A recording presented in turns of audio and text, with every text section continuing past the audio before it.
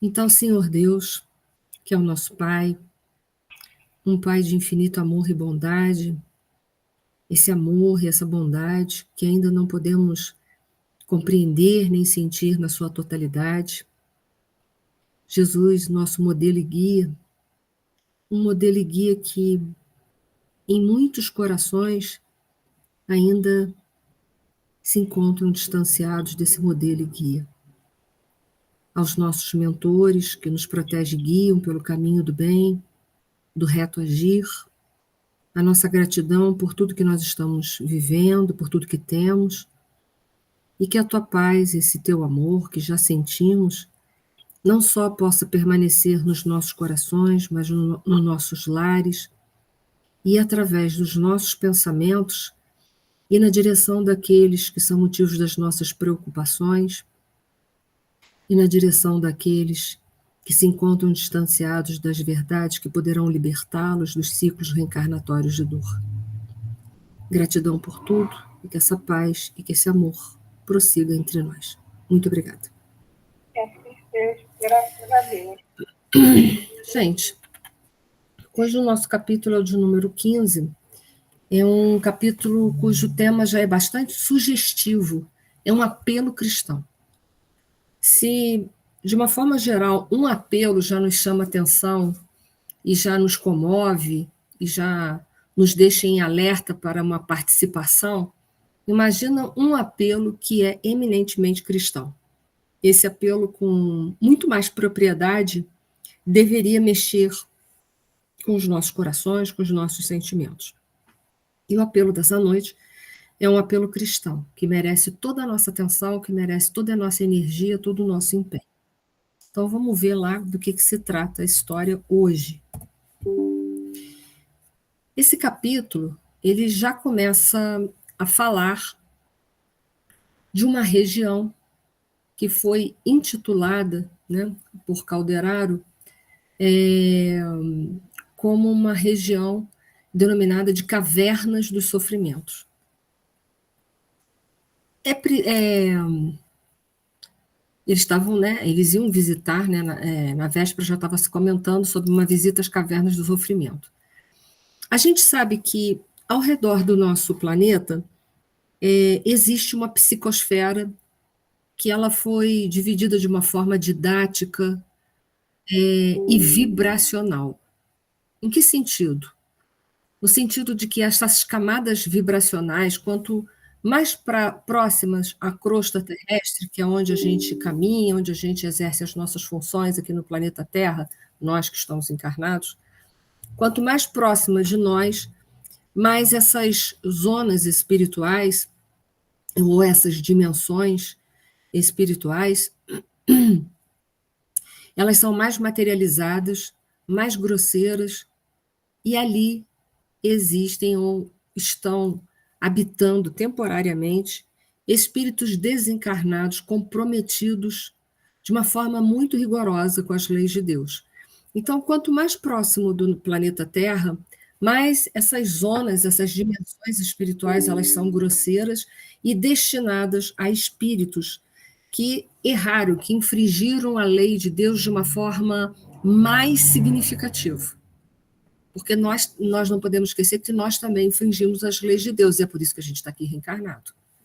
Mas eu estou falando daqueles desencarnados, existe uma psicosfera que quanto mais próximo, mais devedores são, mais essas psicosferas ou zonas, ou dimensões espirituais, mais grosseiras, mais materializadas elas se encontram.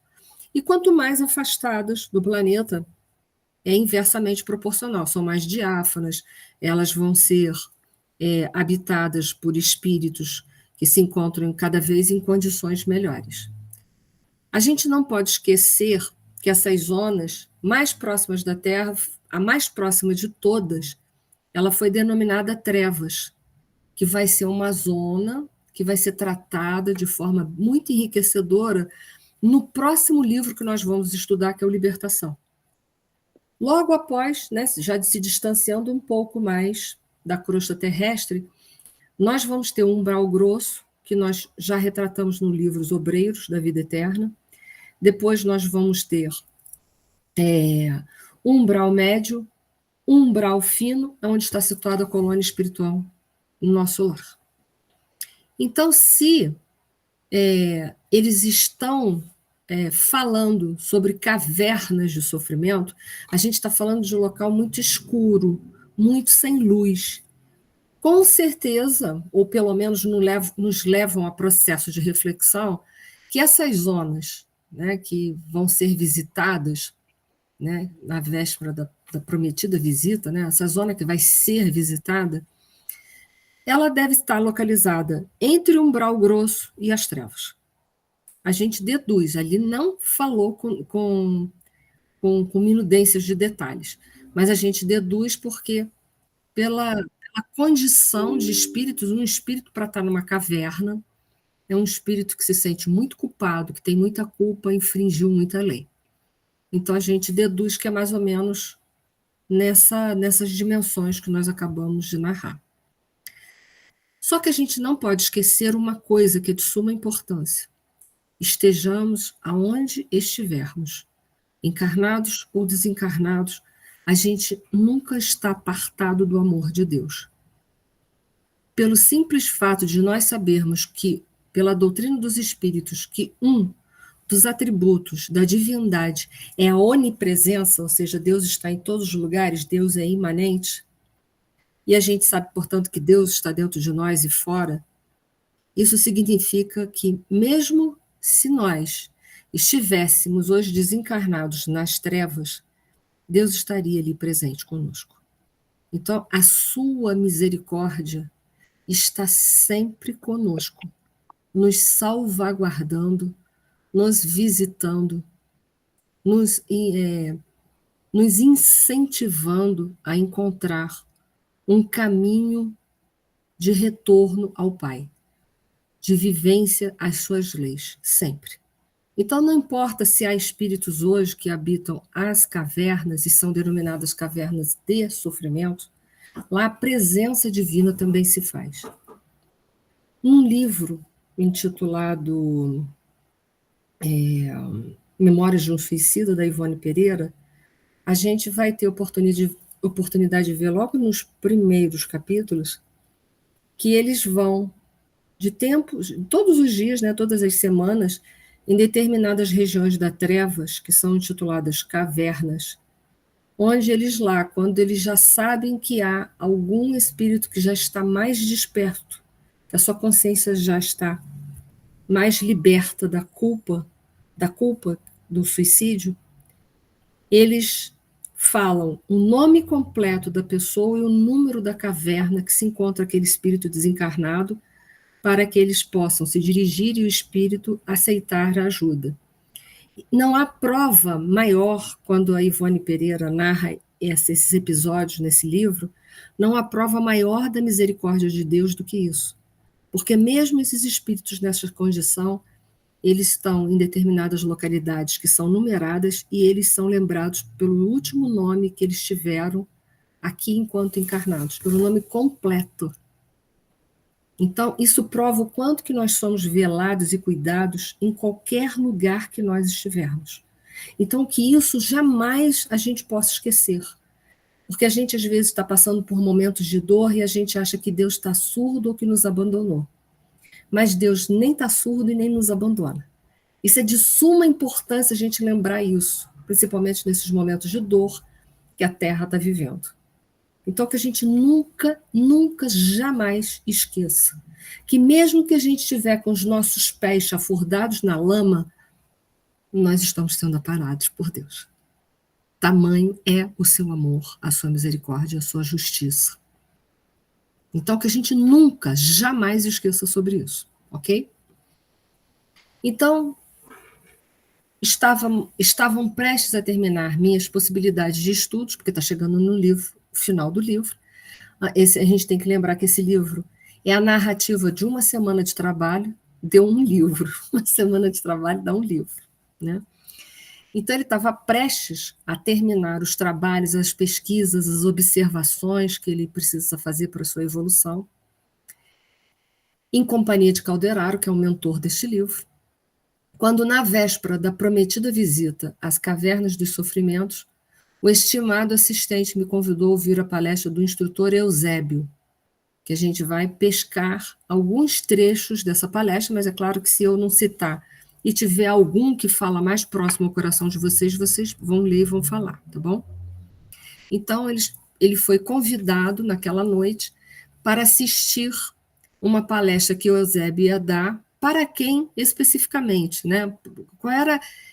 Qual era o perfil das pessoas que iriam naquela palestra? Até porque a gente sabe, até pelas obras de Kardec, no livro dos Médiuns, que assim como na Terra a gente se reúne por afinidade, na espiritualidade também há reuniões por afinidade, de assuntos, de evolução e etc. e tal.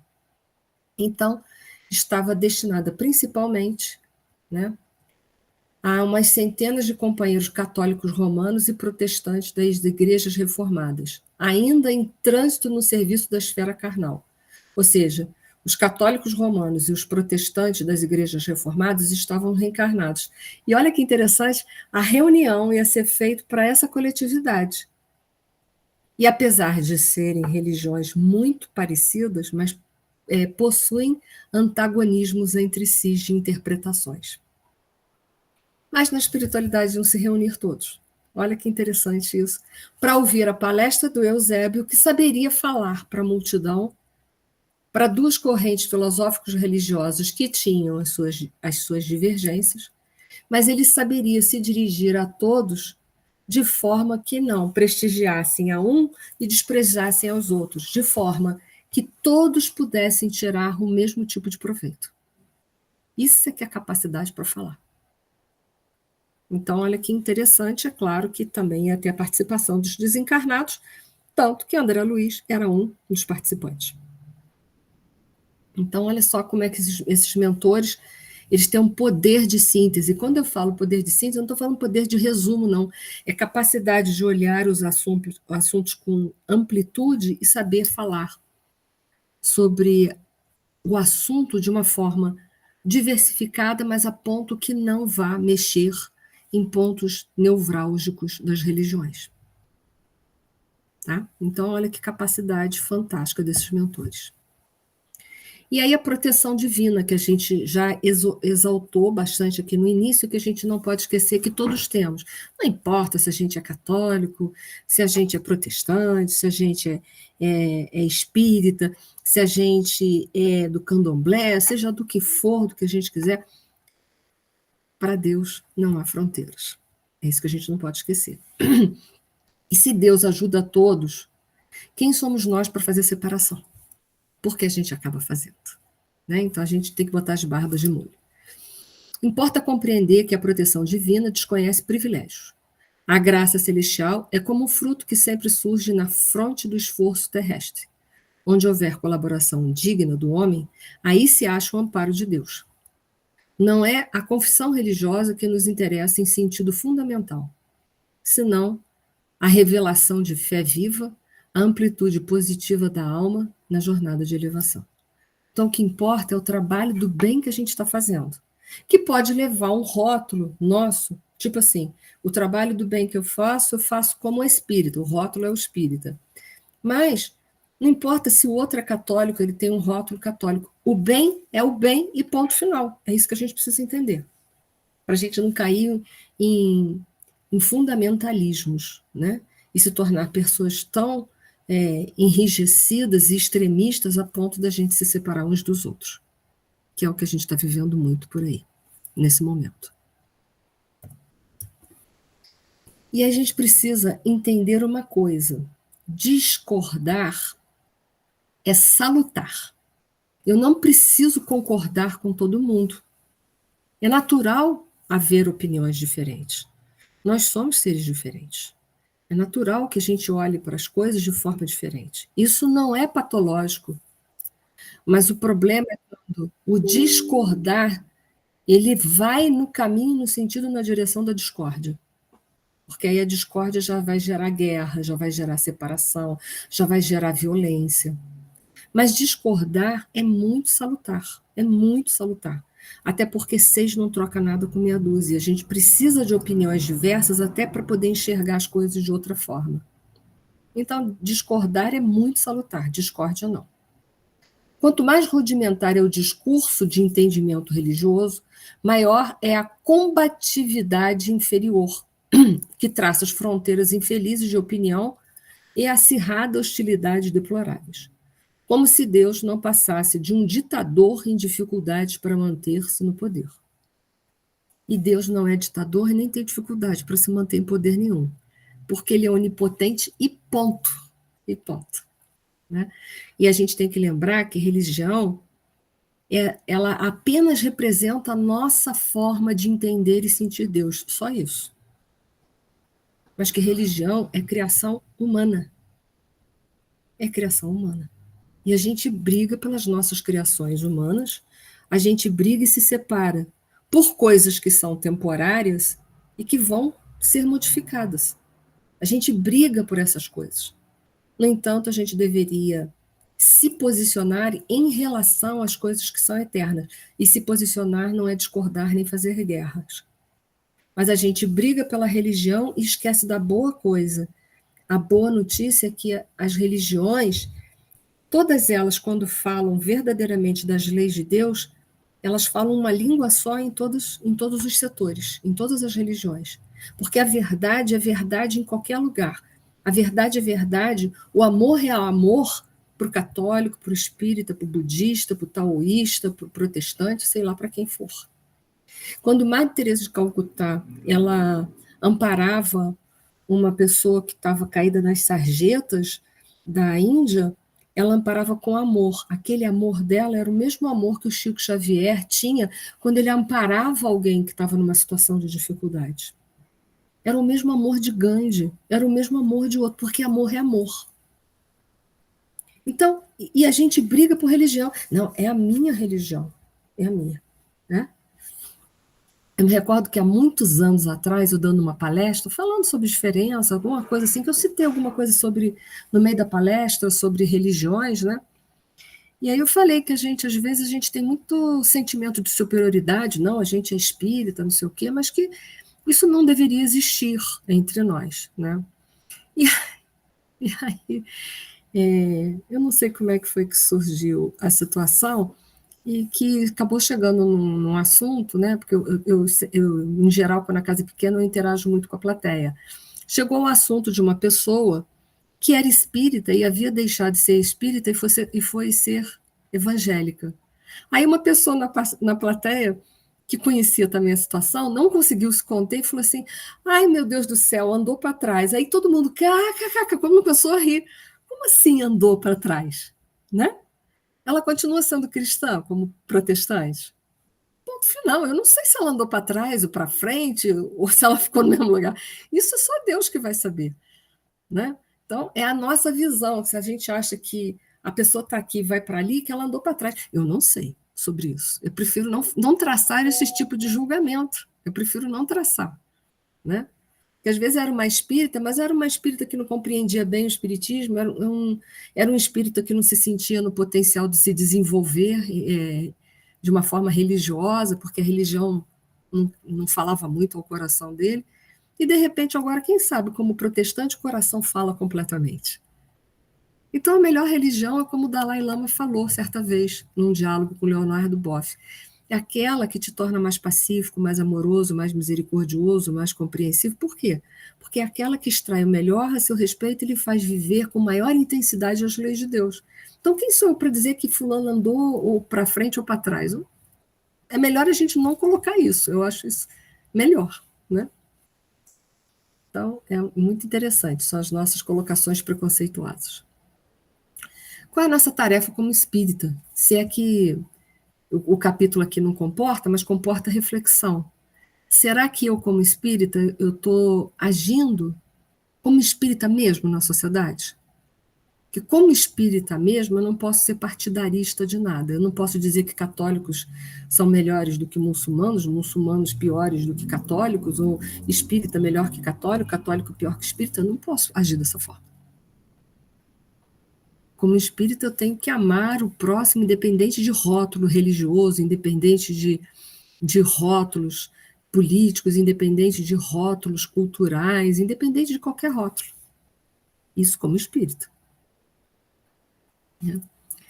constituindo o espiritismo evangélico, prodigioso núcleo de compreensão sublime, é razoável seja considerado uma escola cristã mais elevada e mais rica.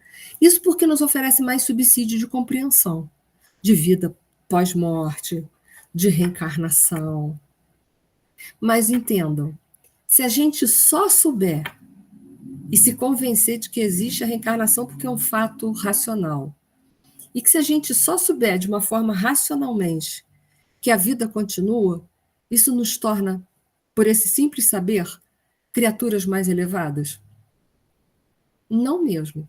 Agora, se na sociedade eu ajo como espírito imortal, porque eu entendo que sou, e sinto dessa forma, e se na sociedade eu ajo sabendo que eu sou espírito imortal e que eu tive muitas vidas e ainda vou ter tantas outras, e se eu ajo verdadeiramente como uma pessoa reencarnacionista, sabendo que cada coisa que eu planto eu vou colher, e que o que eu estou vivendo de hoje de ruim foi plantação passada, etc. e tal, isso pode fazer uma diferença muito grande na minha vida. Se eu viver isso de forma consciente. Agora, só por saber isso, não muda nada a minha vida. Nada. E se também eu não ajo dessa forma, também não me serve de muito isso, a não ser para me comprometer mais ainda quando eu desencarnar. Porque muito será cobrado a quem muito foi dado. E ele continua, possuindo tamanhas bênçãos de conhecimento e de amor, cumpre-lhe estendê-las a todos os companheiros, ainda quando esses companheiros se mostrem rebeldes e ingratos, em consequência da ignorância de que ainda não conseguem afastar-se. Então, olha só, a gente tem muito mais para responder do que em geral, porque nós deveríamos ser mais compreensivos com aqueles que têm mais dificuldade de compreender certas coisas. Por quê? Porque se nos foi dado mais coisas, não é para a gente usar como uma lança, como uma farpa, como um instrumento de violência, mas é para a gente ter mais compreensão e misericórdia daqueles que ainda estão capengando. Mas, em geral, o que a gente faz? A gente aponta e fala, poxa, fulano ainda está tão na retaguarda, né? Aí eu falo, perdemos o melhor da história, né? Que poderíamos desenvolver para essas pessoas maior soma de misericórdia e compreensão e ajudá-los também nesse processo evolutivo. E aí as palavras, né? As nossas palavras, né? Porque estão relacionadas a tudo que o Eusébio vai começar a colocar, né? A gente tem que entender que as nossas palavras, elas têm um poder muito grande em qualquer lugar que a gente estiver. O uso da fala, da palavra, ela é muito poderosa. Joana de Anjos, nesse livro Palavra de Luz, ela fala muito sobre o poder das palavras e usa a palavra como caminhos de uma forma metafórica. Então ela diz que caminhos podem nos levar para muitos lugares, não podem? Podem levar para um porto seguro, para um lugar bonito, mas os caminhos podem nos conduzir também a abismos, não pode? Como também podem nos deixar numa situação de dúvida, de bifurcação, de conflito, de dificuldades, né? Então ela compara a palavra ao caminho, porque a palavra tem esse poder. A palavra tem o poder de nos levar com segurança através da vibração que ela projeta e da sua ação e reação no meio em que vivemos, ela tem o poder de nos trazer a paz ou de nos jogar num grande inferno, numa grande guerra, num grande abismo. Então, o que a gente tem feito com a palavra? O que a gente tem feito com os nossos pensamentos, palavras e as nossas obras? Porque todas elas têm o mesmo peso. Têm o poder de nos elevar ou de nos destruir. Tem o poder de elevar aqueles que estão ao nosso redor ou de destruir aqueles que estão ao nosso redor. Isso só a palavra, para ver o poder que a palavra tem. A palavra pode botar a gente para cima, mas a palavra pode botar a gente para baixo. Quando a gente pensa num discurso de Hitler, o que Hitler fazia com a palavra? Usava todo o poder que ele tinha, através das palavras, para tiranizar as pessoas, separar e exterminar aqueles que ele acreditava que não eram dignos de serem seres humanos, porque não fazia parte da raça pura. quando Madre Teresa de Calcutá abria a boca para falar, ela elevava aqueles que estavam ao redor dela, reforçava a fé, renovava os caminhos, enchia aqueles corações de esperança. O que Chico Xavier fazia quando ele usava a palavra? A mesma coisa que a Madre Teresa de Calcutá.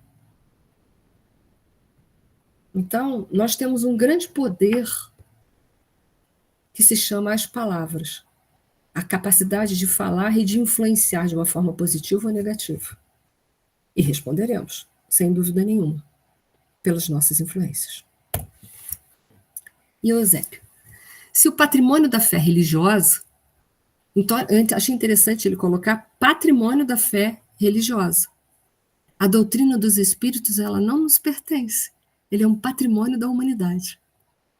E às vezes a gente age como se a gente fosse uma propriedade nossa, mas ela não é. Se o patrimônio da fé religiosa representa um indiscutível fator de equilíbrio mental do mundo, que fazeis dos vossos tesouros, esquecendo-lhe a utilização numa época em que a instabilidade e a incerteza vos ameaçam todas as instituições de ordem e de trabalho, de entendimento e de construção? Esse livro foi escrito na década de 40, mas hoje, no século XXI, a gente está vivendo isso daí. Não vos assombra, porventura, acordando-vos a consciência, a borrasca renovadora que refunde princípios e nações? Supondes possível uma era de paz exterior sem a preparação interior do homem no espírito de observância e aplicação das leis divinas? Por admitir semelhante contrassenso, a máquina, filha da vossa inteligência, vos anula as possibilidades de mais alto incurso no reino do Espírito Eterno. Então, o Eusébio ele está lançando uma série de reflexões para a gente avaliar se o nosso comportamento, se as nossas palavras, se as nossas atitudes, elas representam um vazio de valores ou representam valores reais que a traça ferrugem e não corrompem. O que a gente tem feito? Né? Temos tentado aplicar as leis de Deus no nosso dia a dia da melhor maneira que podemos? É claro que a gente sabe que a gente não faz isso 100%, até porque nos falta muita coisa ainda. Mas do pouco que temos e do pouco que estamos evoluídos, a gente tem aproveitado ao máximo? É a pergunta. E Eusébio vai levar a outras reflexões. Entretanto, herdeiros que sois daqueles heróis anônimos, e como nós somos herdeiros de heróis anônimos, quantos não foram os que vieram aqui na Terra, fizeram grandes obras e que nem foram lembrados pelos homens? Até porque as boas obras, em geral, não dá ibope, né? Agora, divulga uma notícia sanguinolenta, violenta, depravada. Todo mundo presta atenção. Agora fala assim, alguém está fazendo a campanha da sopa, a campanha do cobertor, a campanha do agasalho. Né? É um assunto que, Mas isso é que deveria ser divulgado, isso é que deveria ser valorizado. Entretanto, herdeiros que sois daqueles heróis anônimos que transitam nas aflições de espírito edificado nas promessas do Cristo, que fizeste vós da esperança transformadora, da confiança sem vacilação. Porque a nossa fé ainda tem muita vacilação. É só a gente observar. Então, o que a gente está fazendo? De tudo que a gente já recebeu, a nossa fé já era para estar robusta dessa. Mas a gente ainda capenga.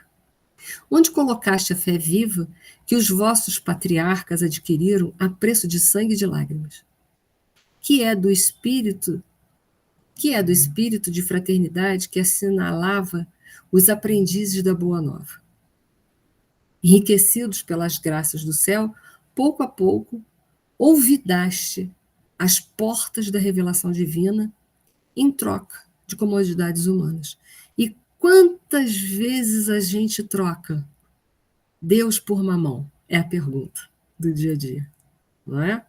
alegando 1000 coisas que precisamos fazer e que são muito urgentes e que a gente não tem tempo para se dedicar às coisas espirituais.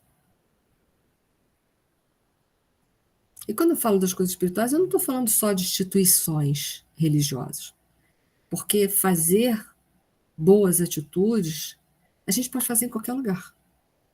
A caridade, ela não está cerceada, amarrada, presa, enjaulada dentro das instituições religiosas. A caridade é um instrumento que pode ser utilizado em qualquer lugar, em qualquer momento.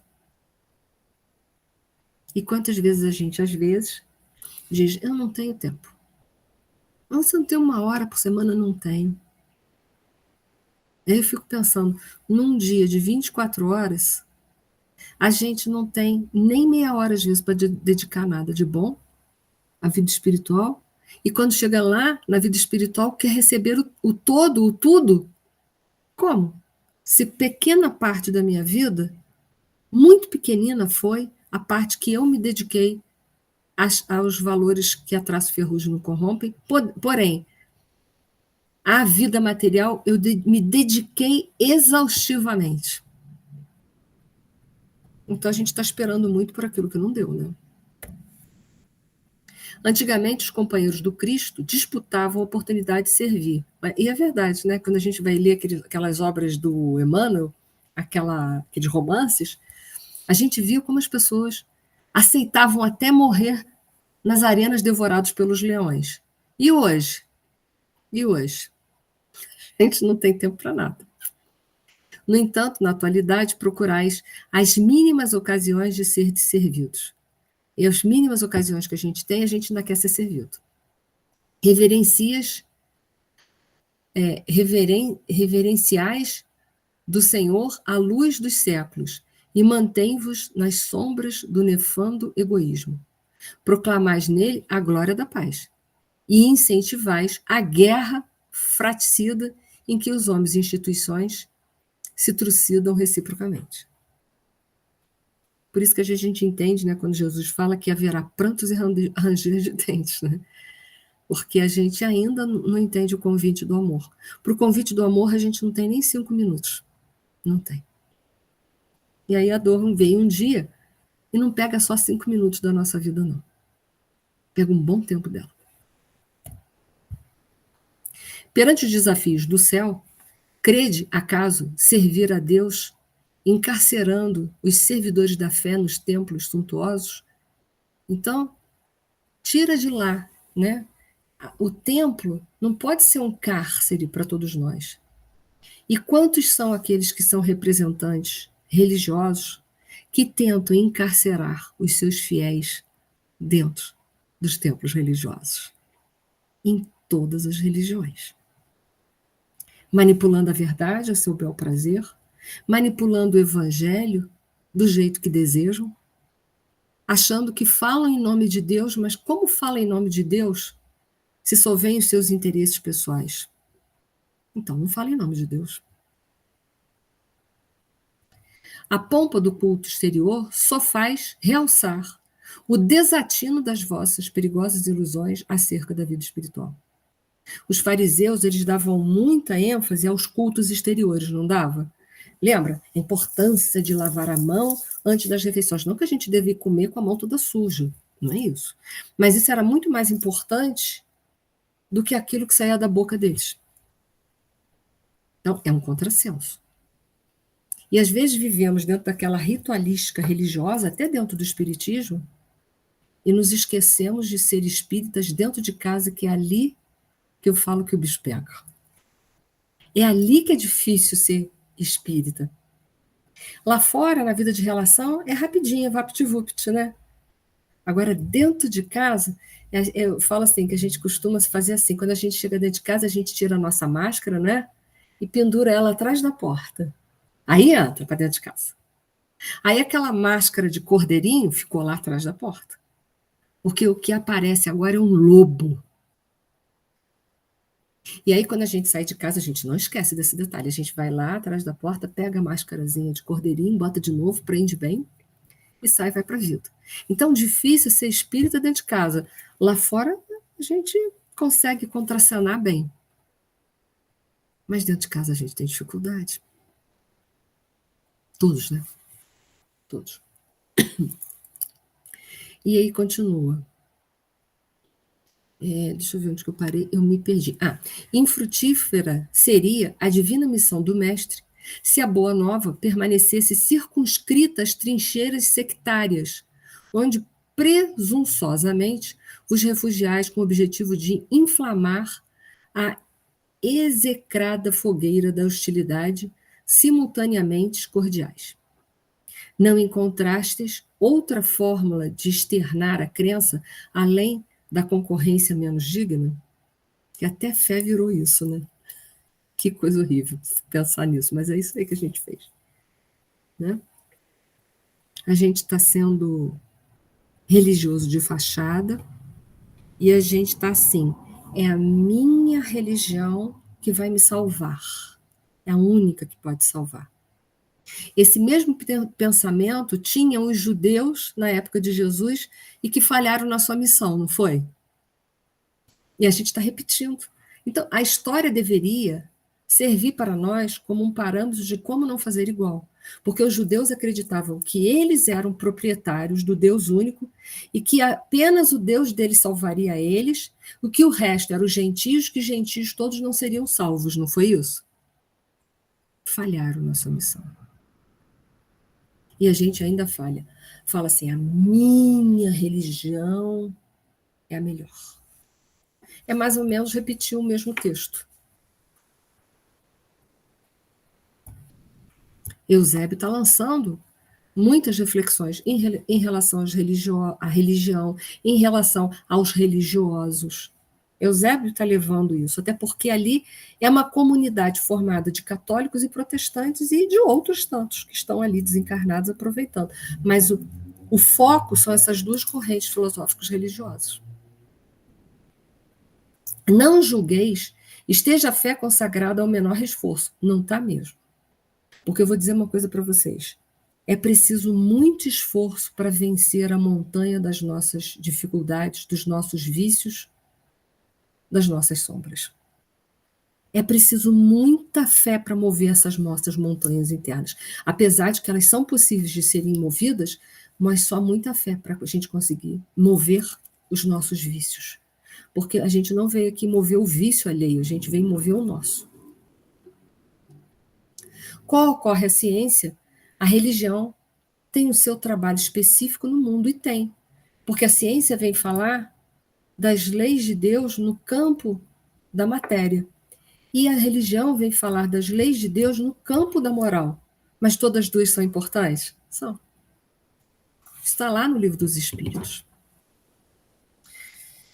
Força equilibrante do pensamento, seus servidores são chamados a colaborar na harmonia da mente humana. Na atuação da fé positiva reside a força reguladora das paixões, que poderão ser positivas ou negativas, mas nesse caso aqui eles estão falando das negativas, porque as paixões também têm as positivas, isso foi tratado no Livro dos Espíritos. Dos impulsos irresistíveis, da animalidade, de que todos emergimos no processo evolucionário que nos preside a existência. Então, a fé, ela vem, né, trazer a temperança nas nossas paixões inflamadas, nos nossos impulsos ainda irresistíveis, na nossa animalidade ainda. E se não fosse a fé, já pensou como a gente estava mais afiado? Eu me recordo uma vez, eu fazia parte de um pinga-fogo na casa espírita, e aí surgiu uma pergunta tão indelicada, e foi dirigido, e era um papel, foi direcionado para eu responder. A pergunta era assim, muito indelicada, né? Como é que a gente deveria pensar, agir ou julgar, né? Seria essa a pergunta, diante de um orador que na tribuna fala uma coisa, mas na vida pessoal é outra. Aí a primeira coisa que eu fiz não foi me justificar, sem sombra de dúvida, mas foi dizer que, apesar da minha falha, porque eu não era perfeita, eu estava falando na tribuna, falava na tribuna, não estava dando aval aos meus erros, que possuía erros, e que para que ninguém jamais seguisse nenhum orador, por isso que foi ofertado Jesus como modelo e guia. E para a gente botar as nossas barbas de molho.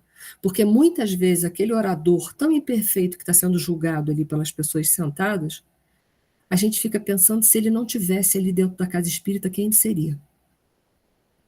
Então, primeiro que a gente não tem condição nenhuma de julgar quem quer que seja. E segundo, que sabe-se Deus, que apesar dele talvez ser um demagogo, não estou dando aval à demagogia, só quero deixar isso bem claro, né? Como também não estou dando aval aos meus erros, porque também orador eu sou, mas eu quero dizer assim, talvez se ele não tivesse ali inserido naquela casa espírita, talvez ele estivesse fazendo muito mais coisas erradas. E que seria da gente se a gente não tivesse participando de um movimento religioso? Talvez a gente estaria fazendo muito mais coisas erradas, já parou para pensar nisso. Então vamos parar de idolatrar uns aos outros, por isso que Jesus foi ofertado como modelo e guia. O orador não é para ser seguido por ninguém, porque nós somos todos farinhas do mesmo saco. Todo mundo aqui é igual, todo mundo está passando provas e expiações. Então não me sigam, pelo amor de Deus. O modelo e guia é nosso Senhor Jesus Cristo. Então se a pessoa criou uma fantasia dentro de si, ela que tem que desconstruir. Porque aquela pessoa que está ali, ela apenas está se esforçando, só isso. Mas ela não é para ser seguida. Seguida é Jesus. Então, não estou dando aval ao erro, nem meu, nem de ninguém, só estou deixando isso bem claro. Que a gente cria ídolos e depois a gente fica desiludido porque o ídolo não correspondeu. Ora, mas foi você que criou o ídolo, não foi o ídolo. Né? Às vezes a pessoa nem sabe que você tem esse pensamento em relação a ele. Né? Jesus, por isso, não confinou seus ensinamentos ao círculo estreito dos templos de pedra. Não mesmo. Né? Qual foi a religião de Jesus? Ele nasceu no povo judeu, mas o que ele pregou estava em conflito com o povo judeu. Né? Então, ele não circunscreveu os seus ensinamentos ao que está dentro do templo de pedra, até porque ele sabia que os judeus eram muito fundamentalistas. Por isso que eles eram intitulados de hipócritas. Né? Tinham um discurso belíssimo, só não viviam de conformidade com as leis de Deus.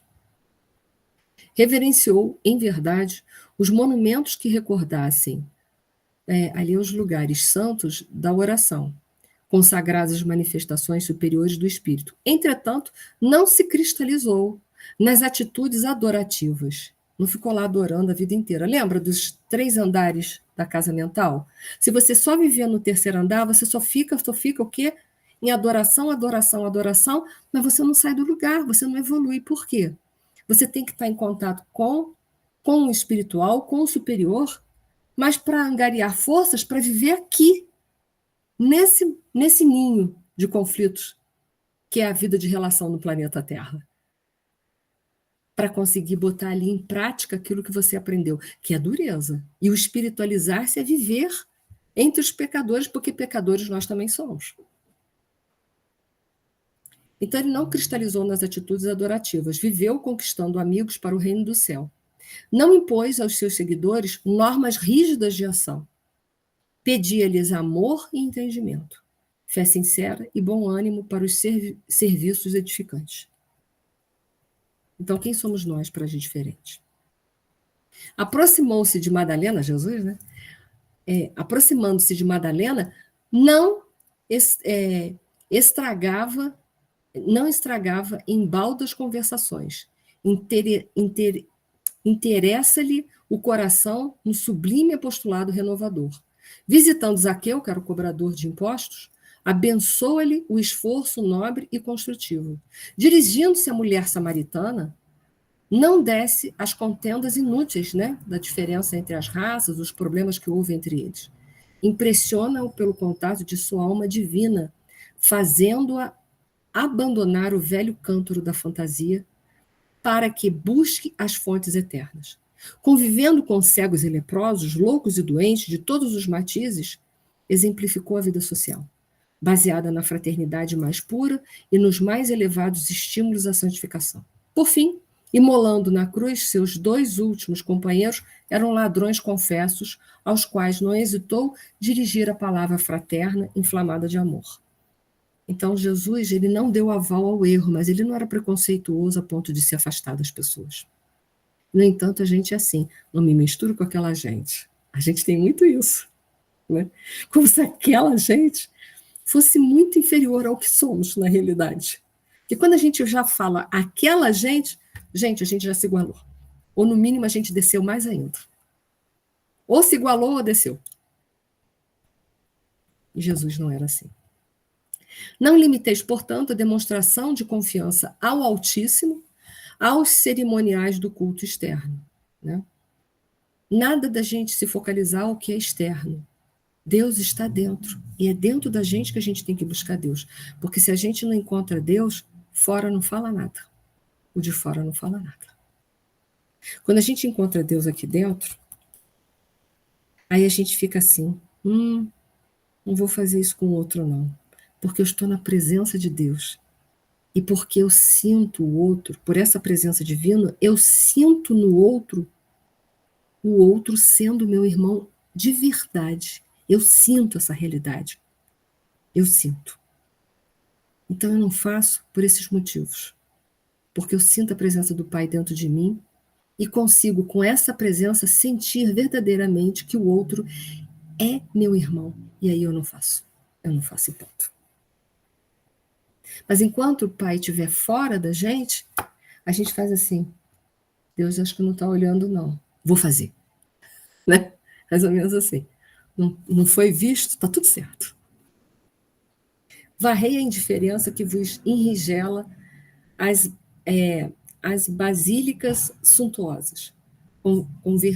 Convertai-mo-nos em verdadeiros irmãos uns dos outros. Transformem-os, não, transformem-os a igreja na doce lar da família cristã, quaisquer que sejam as vossas interpretações.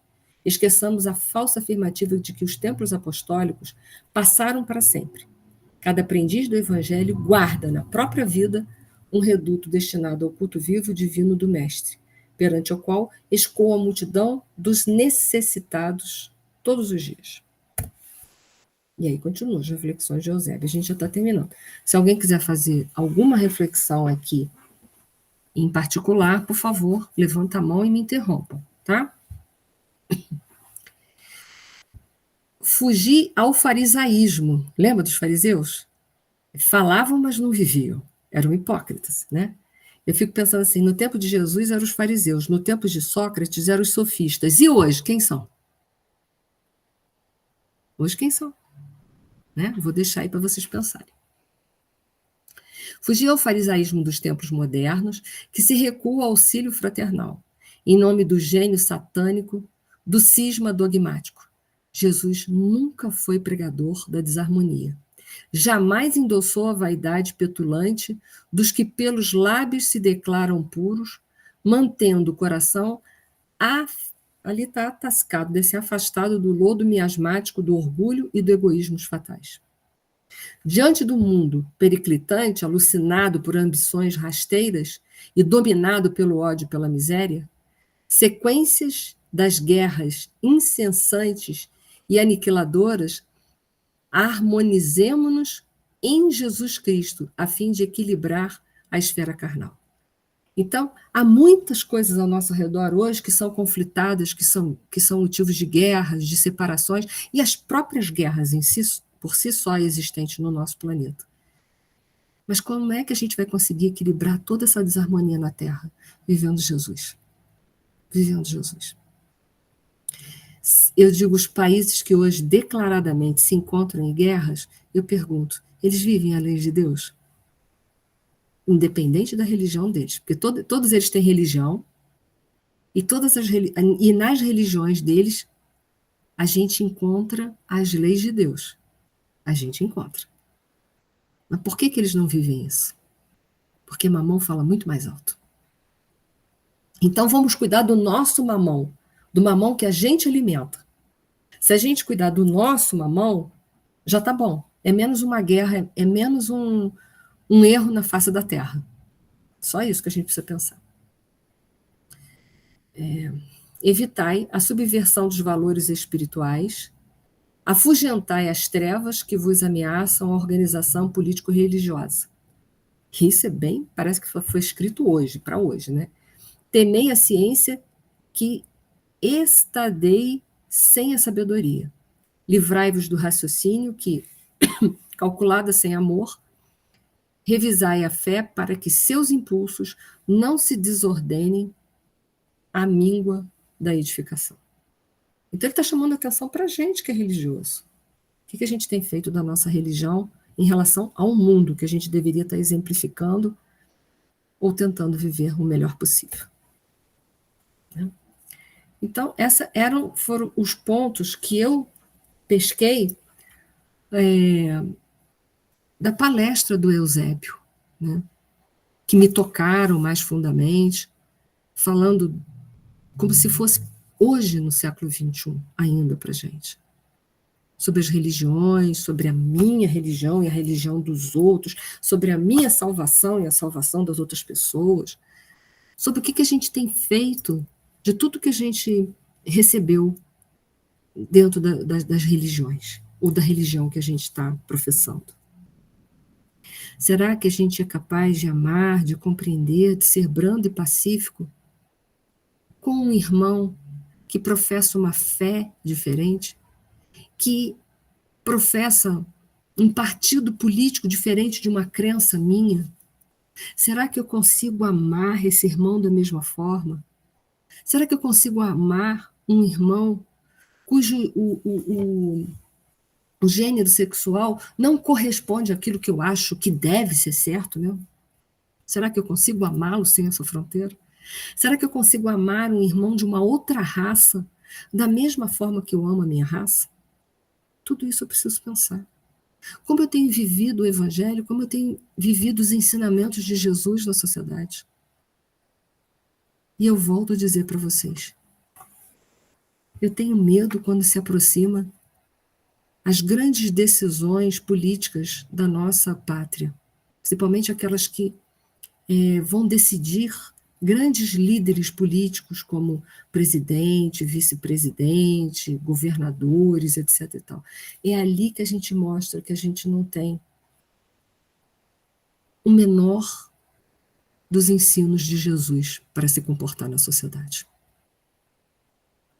A gente briga com as pessoas que não têm o mesmo partido político que a gente. A gente briga com as pessoas por não pensarem da mesma forma. E aí fico pensando, o que a gente fez com tudo que a gente recebeu de Jesus? Em que o nosso amor tinha que estar sem fronteiras.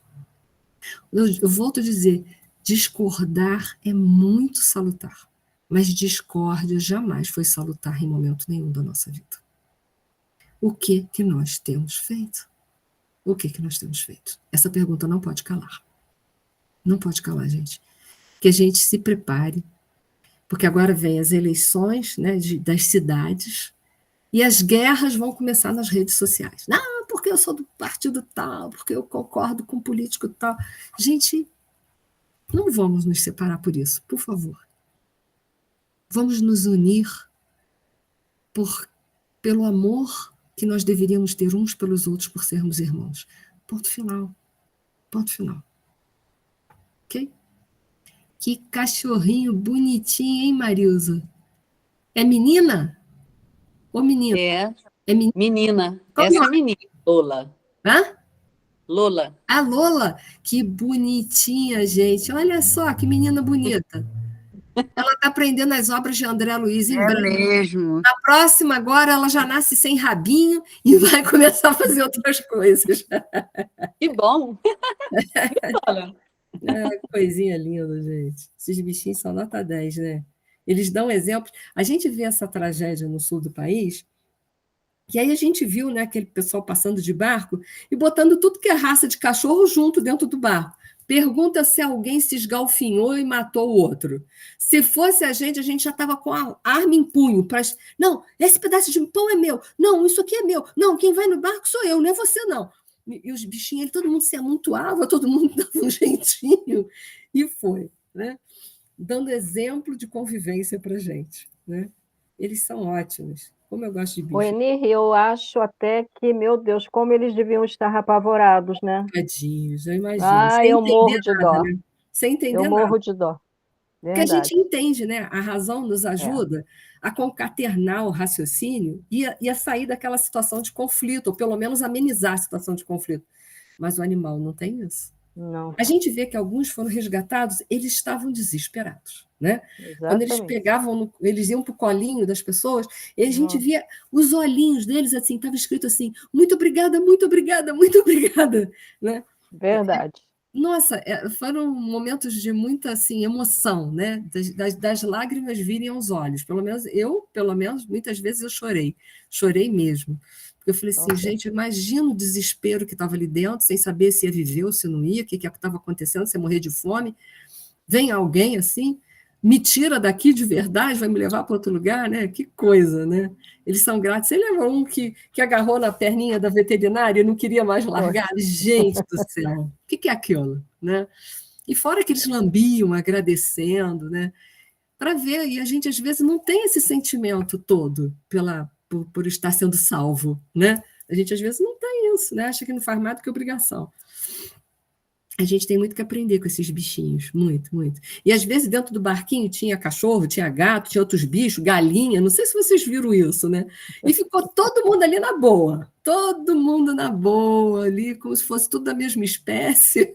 Parecia a Arca de Noé, ia levando, né? Muito bacana. Mas é assim que a gente tem que tentar se amar. Eu sei que não é fácil. Se fosse fácil, a gente não estava falando disso, isso já era assunto terminado, né?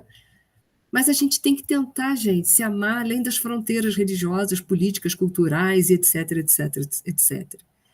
É difícil? Claro que é, né? Mas que a gente, quando, assim, que a língua coçar, que a gente tiver com vontade de ferir, a gente lembrar assim, não, não, nós somos irmãos uns dos outros, isso aqui não vale a pena, isso não vale a pena. E seguir, né? Seguir se dando as mãos. Era isso, então. Eu vou pedir, então, por gentileza, para a Leida fazer a nossa prece final.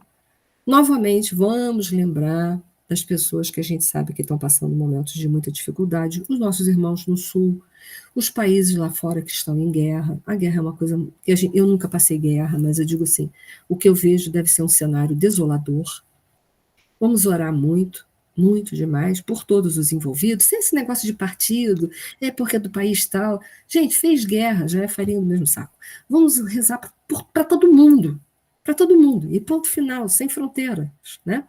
Pedindo sempre a paz para que se instale, que a humildade brote no coração para que essas guerras possam ser cessadas, né? Vamos lá, Leite, peço a você, por gentileza, para fazer a nossa prece.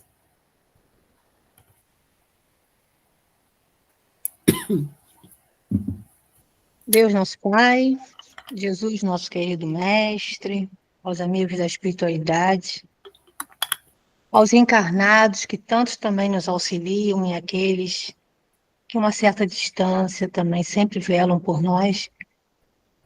Hoje lhe agradecemos mais uma vez pela oportunidade da vida, pelos compromissos que assumimos e conseguimos, Senhor, chegar no fim do dia realizados. Satisfeitos estamos por podermos ser úteis, por poder também, Senhor, ter respeitado cada hora do nosso dia sem infringir a sua lei, sem atrapalhar a rotina de vida de um irmão e poder também, Senhor, direcionar as nossas preces para aqueles que não temos condições de auxiliar fisicamente, mas direcionando a nossa prece para reconfortar o coração e para que esse necessitado possa receber de Ti inspiração, o auxílio necessário para o seu prosseguir, para melhor prosseguir a sua vida. Muito obrigado, querido mestre. Obrigado, querido pai. E aos amigos que tanto nos auxiliam por essa nossa trajetória, pela nossa persistência, por estarmos sempre em busca do melhor, não só para nós, mas também para o nosso irmão. Vivendo nessa fraternidade, pois perante o nosso Pai, todos nós somos irmãos, independente das imperfeições. Muito lhe agradecemos pelo despertar de cada dia da nossa consciência de vida nesse momento encarnatório. Muito obrigado, Pai. por sempre estar conosco nos nossos momentos, auxiliando-nos na nossa fúria e dando-nos a liberdade e a clareza do despertar de acordo com a nossa percepção no nosso momento, mas que sempre está conosco nas nossas horas aflitivas.